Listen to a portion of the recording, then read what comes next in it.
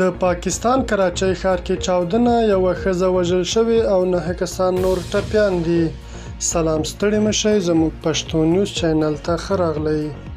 د پاکستان کراچۍ ښار کې تېره شپه د موټر سایکل بم چاودنه کې لږ تر لږه یوه ښځه وژل شوې او 3 پولیسو په ګډون 9 کسان نور ټپیان دي. چاودنه د کراچۍ په ښار کې د ټوکرانو مارکیټ کې شوې. د ځایي پولیسو یو مشر راجا عمر خطاب ویلي چاودېدونکي توکي موټر سایکل کې ځای پر ځای شوي او د پولیسو د ګزمې موټر پکې په نښه شوی و.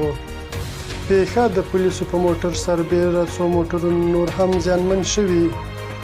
د تیرو ورځو کې د کراچۍ دا ډول دویمه بمي چاودنه ده. د تیرې پنجشنبې په شپه دغه ښار کې ورته بمي چاودنه کې یو کس وژل شوی او 14 نور ټپیان وو. مننه چې له موږ سره وئ. که زموږ ویډیو مو خوښ شوي زموږ چینل در سره سبسکرایب کړئ.